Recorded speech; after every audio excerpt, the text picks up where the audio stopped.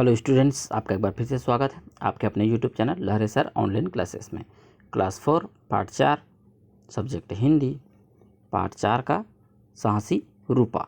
तो इस पार्ट में हम देखेंगे पाठ का उच्चारण, अर्थ, प्रश्न और अभ्यास, भाषा तत्व और व्याकरण और आपके योग्यता विस्तार में कुछ वर्ग। चलिए तो सबसे पहले चलते हैं साहसी रूपा का उच्चारण पर।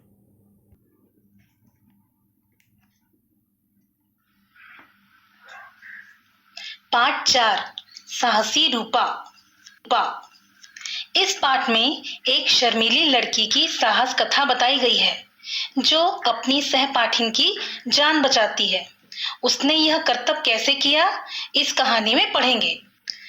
पाठशाला में एक नई लड़की ने प्रवेश लिया। अध्यापिका जी ने कक्षा से उसका परिचय कराया। यह रूपा है, यह इसी कक्षा में पढ़ेगी। फिर वे रूपा से बोली, रूपा, तुम्हारी सहेलियां तुम्हें बता देंगी कि वे कौन कौन से पाठ पढ़ चुकी हैं। कोई कठिनाई होने पर वे तुम्हारी सहायता करेंगी। रूपा कम बोलती थी, वह चुप ही रहती थी। उसकी सहेलियां उससे बात करना चाहती थी, परंतु वह चुप चुप ही रहती थी। लड़कियों ने भी 2-3 दिन तो उससे बात करने की कोशिश की, फिर वे अपनी अपनी सहेलियों में मस्त हो गई। उन्हें लगा कि रूपा किसी से बात करना पसंद नहीं करती। एक दिन पाठशाला में पिकनिक का कार्यक्रम बना। सबने सोचा रूपा नहीं जाएगी, परंतु पिकनिक के दिन रूपा ही सबसे पहले विद्यालय के फाटक के पास खड़ी थी। पिकनिक का स्थान छोटी सी झील का किनारा था। ऊंचे ऊंचे वृक्षों से घिरा यह स्थान पिकनिक के लिए बहुत उपयुक्त था। पहाड़ी स्थल होने के कारण ऊंची नीची भूमि पर खिले रंग बिरंगे फूल और लताएं झील की शोभा और भी बढ़ा रही थी। लड़कियों के वहां पहुंचते ही उनकी हंसी और ठहाकों से वातावरण गूंजने लगा। सभी इधर उधर दौड़कर अपने लिए अच्छे से अच्छा स्थान खोजने लगी। अध्यापिका जी ने एक सुंदर जगह देखकर दरियां बिछवा दी। कुछ लड़कियां वहीं बैठकर हंसी मजाक करने लगी। कुछ इधर उधर घूमकर प्रकृति की शोभा का आनंद लेने लगी। रूपा आज भी अकेली थी। वह अपनी सहेलियों से अलग घूम रही थी। वह सुंदर सुंदर फूलों को देखती, उनकी ओर हाथ बढ़ाती, पर बढ़ा हुआ हाथ फूलों को सहलाकर पीछे आ जाता। वह फूलों की क्यारियों से होती हुई लताओं के पास जाकर बैठ गई। रूपा मन ही मन उस स्थान के सौंदर्य की प्रशंसा कर रही थी। अचानक छपाक की आवाज हुई और एक चीख गूंज गई। रूपा उठकर तेजी से आवाज की ओर दौड़ी। झील के किनारे पर उसे एक सफेद कपड़ा सा दिखाई दिया। वह उधर ही दौड़ने लगी। पास पहुंचते ही उसे बचाओ बचाओ की आवाज सुनाई पड़ी। उसने देखा कि उसकी सहेली शांति झील में गिर गई है। वास्तव में झील के उस स्थान पर पानी कम और कीचड़ अधिक था। एक तरह से झील का वह भाग दलदल बना हुआ था और लोग उस तरफ बहुत कम जाते थे। रूपा ने जोर से आवाज लगाई, बचाओ बचाओ।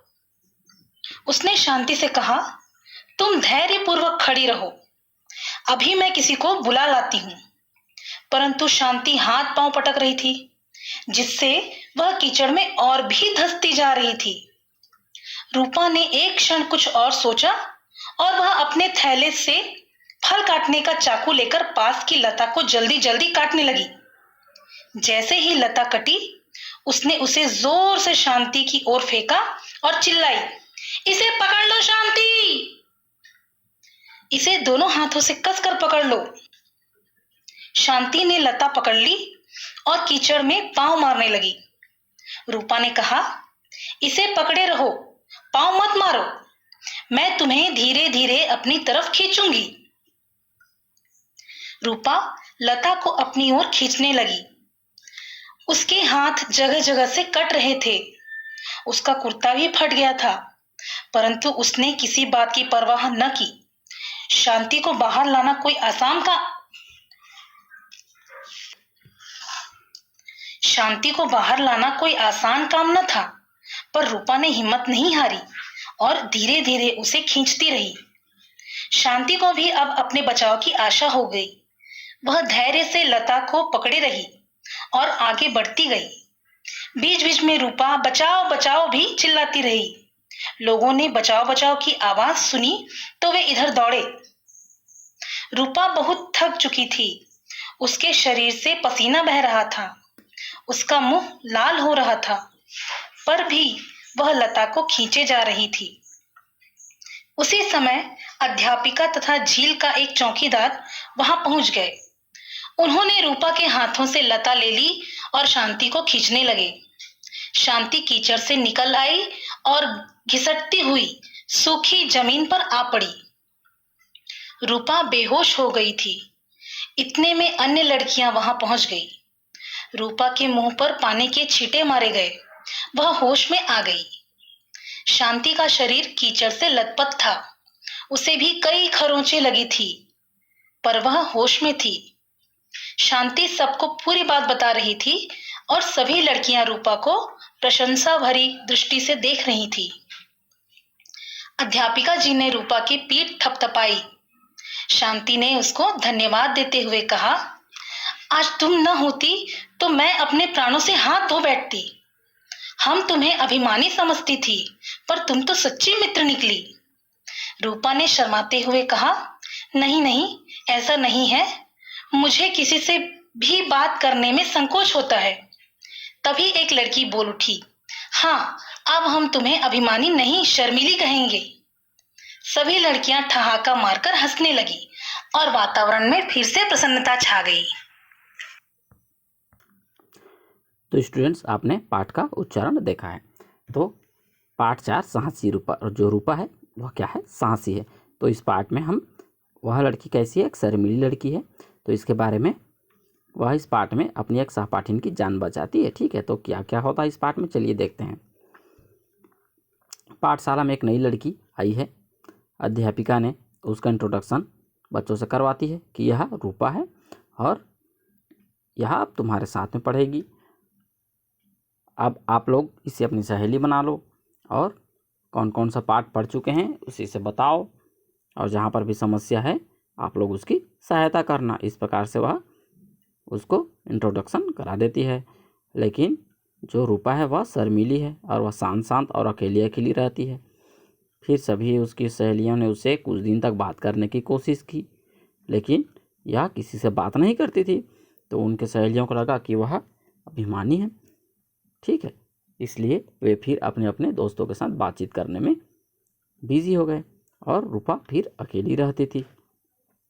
फिर एक दिन क्या हुआ कि पाठशाला में पिकनिक जाने का कार्यक्रम बना। सभी लड़कियां तैयार हो गई। उन्हें लगा कि रूपा तो शर्मीली मतलब अभिमानी है, वह हमारे साथ जाएगी नहीं। लेकिन उस दिन सबसे पहले फाटक पर कौन थी? तो रूपा थी। वह तैयार हो गई थी और जहाँ पर पिकनिक जाना था वह एक झील का किनारा था जो छोटा सा था। तो सभी वहाँ पर चले गए। फिर लड़कियाँ जो है क्या है अपने अपने लिए अच्छा अच्छा जगह चूज़ करने लगी। और फिर उसकी जो मैडम है, ठीक है, उसने एक साफ़ सुथरे जगह पर दरी बिछवाई। फिर सभी वहाँ पर बैठ गए। अब वहाँ पर क्या था? तो वहाँ पर ऊंचे ऊंचे वृक्ष थे, है ना, ऊंची नीची भूमि थी, रंग बिरंगे फूल थे, लताएं थे, है ना, झील की शोभा बढ़ा रही थी। तो इस तरह का वहाँ का नज़ारा भी था। फिर सभी वहाँ पर खेलने कूदने लगे। अब रूपा जो है वह क्या कर रही थी? वह फूलों को, लताओं को देखते हुए घूम फिर रही थी और लताओं के पास जाकर के बैठी थी। तभी उसे अचानक एक आवाज़ सुनाई दिया। क्या सुनाई दिया? कि बचाओ बचाओ का। तो वह उसकी तरफ दौड़ने लगी। तो उसने देखा जो झील के किनारे है वहाँ पर एक लड़की डूब रही है, जिसका सफ़ेद सफ़ेद कुर्ता ऊपर पानी में तैर रहा है। फिर जो रूपा है उसने उसे कहा कि यह दलदल है, पानी कम है लेकिन कीचड़ ज़्यादा है, इसलिए तुम ज़्यादा हाथ पैर मत चलाओ, चुपचाप रहो, मैं किसी को बुला कर लाती हूँ। लेकिन जो शांति नाम की लड़की है वह धैर्यपूर्वक नहीं खड़ी रही और वह हाथ पैर चलाती रही, जिससे वह और दलदल में अंदर जाने लगी। तो रूपा ने फिर कुछ सोचा और उसने अपने थैले से एक चाकू निकाला और पास के पेड़ से एक मोटा सा जो लता होता है उसको बेल को काटा और उसकी तरफ फेंका और फिर बोला कि तुम हाथ पैर मत पटको, इस लता को पकड़ो, मैं तुम्हें खींचती हूँ। और फिर वह उसे धीरे धीरे खींचने लगी, लेकिन वह बहुत थक गई थी क्योंकि कीचड़ में वह पूरी तरह समा गई थी। और वह फिर धीरे धीरे उसको खींच के बाहर निकालने लगी और बीच बीच में बचाओ बचाओ चिल्लाती रही। वह पूरा उसका मुंह लाल हो गया था, उसके कपड़े भी फट गए थे, हाथ से खून भी आ रहा था, ठीक है, खरोंचे भी आ गई थी। फिर बचाओ बचाओ चिल्लाने पर उसकी मैडम और चौकीदार आया और फिर लता को लेकर ले लिया उसके हाथ से और उसको खींच के बाहर निकाले। इतने में क्या हुआ, जो रूपा है वो बेहोश हो गई थी। फिर उसके मुंह में क्या किए, चींटे वीटे मारे, फिर वो उसे होश आ गया, ठीक है। उसके बाद सभी उसे प्यार से देखने लगे, जो और उसकी सहेलियाँ थीं, ठीक है। और उसे खरींचे आ गई थी। शांति जो कीचड़ में लथपथ थी वह भी, उसको भी खरोंचे लगी थी, ठीक है। फिर अध्यापिका जी ने उसकी पीठ, रूपा की पीठ थपथपाई और शांति ने उसे धन्यवाद देते हुए कहा, आज तुम नहीं होती तो मैं अपने प्राणों से हाथ धो बैठती, ठीक है। फिर और उनकी सहेलियों ने कहा कि हम तुम्हें अभिमानी समझते थे पर तुम तो सच्ची मित्र निकली। तो रूपा ने कहा, नहीं नहीं, ऐसा नहीं है, मुझे किसी से बात करने में संकोच होता है। तो सभी लड़कियों ने कहा, अब तुम्हें अभिमानी नहीं शर्मीली कहेंगे। और इस तरह सभी तरफ हंसी ठिठोली फिर से शुरू हो गया, ठीक है। तो इस तरह हमारा पाठ का अर्थ भी कंप्लीट होता है। अब चलते हैं प्रश्न और अभ्यास की ओर।